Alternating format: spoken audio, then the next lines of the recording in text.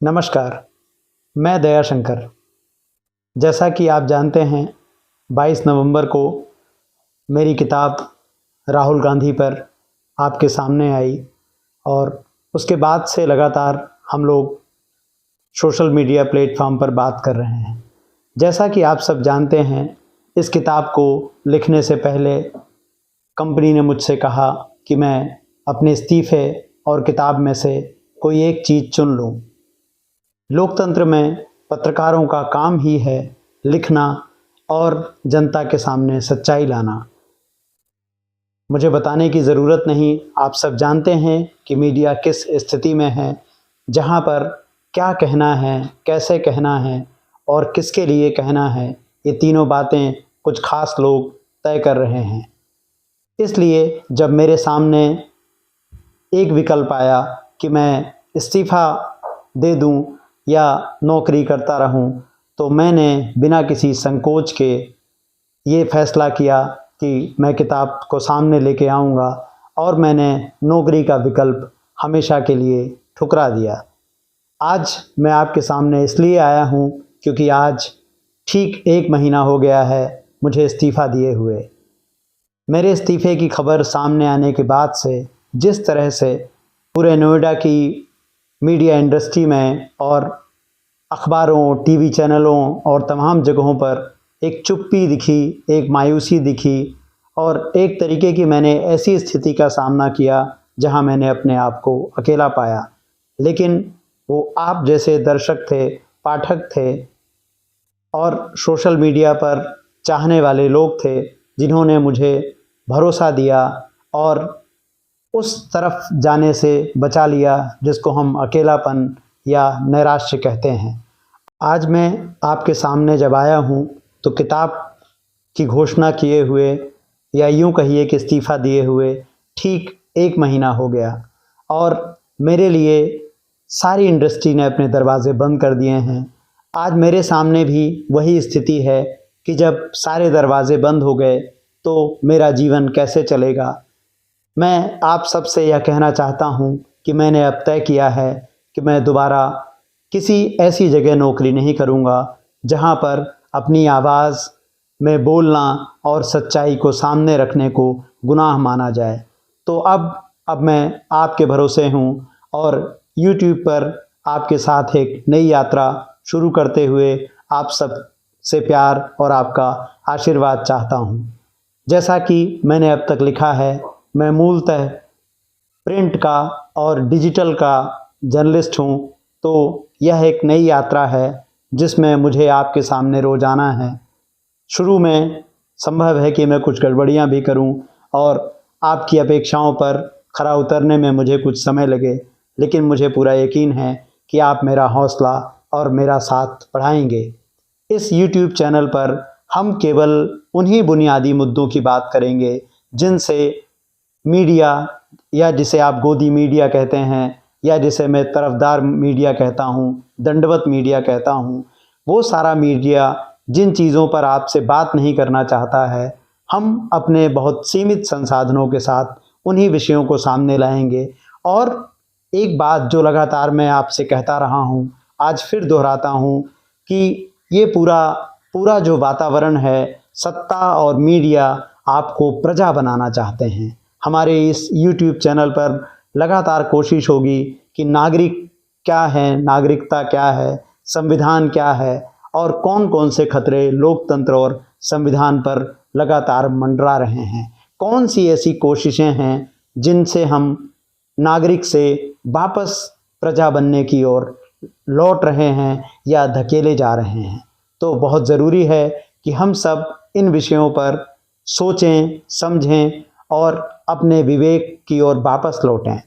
हमने बहुत सारा समय, जब मैं कह रहा हूँ तो पूरे भारतीय दर्शक हैं और ख़ास तौर पर वो दर्शक हैं जो अब तक टीवी देखते रहे हैं या बड़ी संख्या में व्हाट्सएप पर उनको टीवी के वीडियोस और रील्स मिलती हैं।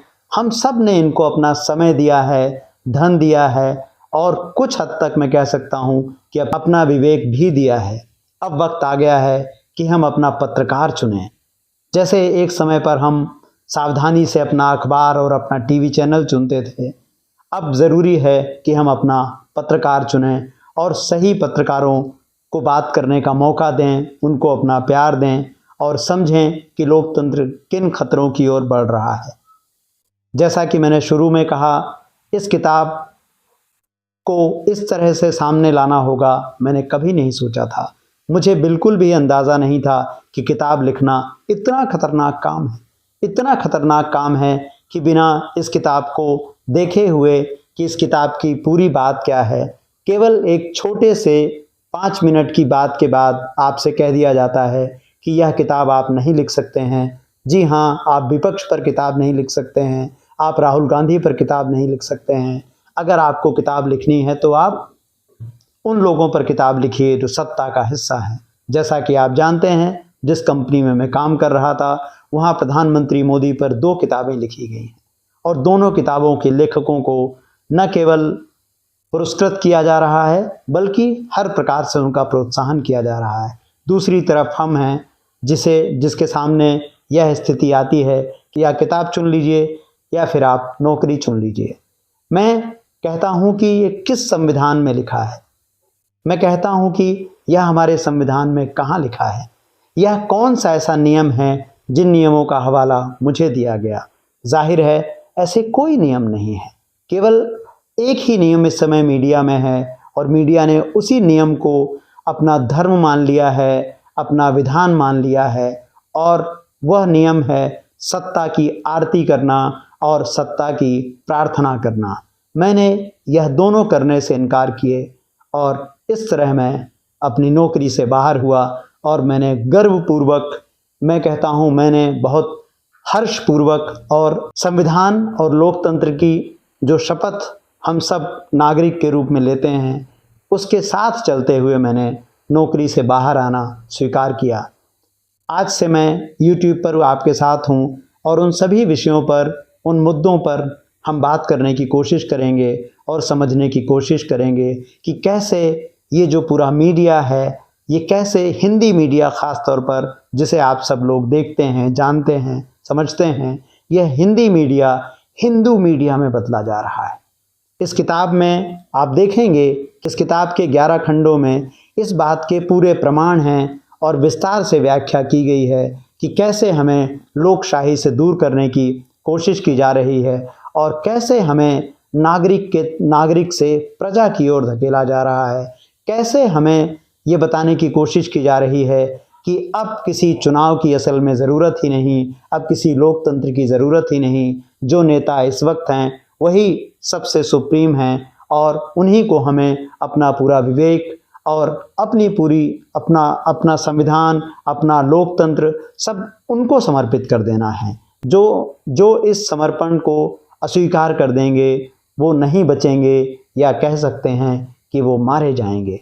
आप देख रहे हैं, जब तक मेरा वीडियो आपके पास पहुंचेगा आपको खबर मिल चुकी होगी कि साक्षी मलिक के साथ क्या हुआ। आपको यह भी खबर मिली होगी कि 2 खिलाड़ियों ने अपने पद्मश्री लौटा दिए। लेकिन इस बीच में आपको एक खबर और भी मिली होगी कि साहित्य अकादमी पुरस्कार लेखकों ने स्वीकार किए हैं। यह कौन से लेखक हैं, कहाँ से आते हैं, किस प्रदेश से आते हैं, ज़रूर रुकिए और समझिए। एक ही प्रदेश से आने वाले 2 लेखकों को साहित्य अकादमी पुरस्कार दिए जाते हैं। जब खिलाड़ी पुरस्कार लौटा रहे हैं, जब खिलाड़ी प्रतिरोध की आवाज़ बन रहे हैं, ऐसे में हिंदी के लेखक सरकारी पुरस्कारों के लिए जैसे प्रार्थनाबद्ध हैं और किसी भी कीमत पर सरकार का संरक्षण प्राप्त करते हैं। जैसे ही मैंने अपना इस्तीफ़ा दिया, उसके बाद से पूरी IT सेल, जिसको मैंने अपने इंटरव्यूज़ में कहा कि IT सेल मीडिया का एक्सटेंशन है, या आपने देखा होगा कि मैंने बार बार इस बात को दोहराया है कि हमारा मीडिया IT सेल का एक्सटेंशन बन गया है। वही IT सेल जिसके बारे में किताब में आप विस्तार से पढ़ेंगे, पूरी तरीके से मुझ पर हमलावर हैं। यह किताब आप तक पहुंचनी मुश्किल हो गई है। किताब का लेखक मैं हूं, किताब का प्रकाशक मैं हूं, क्योंकि उसको प्रकाशित करने का किसी ने भी हौसला नहीं दिखाया, लेकिन उसके बावजूद किताब आप तक पहुंचाना मुश्किल हो गया है। यह एक लेखक की मजबूरी समझ सकते हैं, विवशता समझ सकते हैं, जिसने अपना सब कुछ दांव पर लगा दिया, लेकिन वह किताब आप तक नहीं पहुंच पा रही है। अब मेरा भविष्य, अब मेरा जीवन और मेरे परिवार का जीवन आप लोगों के प्यार और विश्वास पर टिका है। इस मेरे YouTube चैनल को आप सब्सक्राइब करें, इसे बाकी साथियों तक पहुंचाएं और लोकतंत्र में सब तरफ से निराश किए जा रहे और सब तरफ से हमला झेल रहे लेखक की मदद करें और हम सब उन बुनियादी सवालों के लिए लड़ें, आगे बढ़ें जो हमें नागरिक बनाए रखते हैं। और बार बार प्रजा बनने से इनकार कीजिए, अपने विवेक की ओर लौटिए। जब कभी दुविधा हो तो संविधान की ओर चलिए और लोकतंत्र की पुकार को सुनिए। बहुत बहुत धन्यवाद।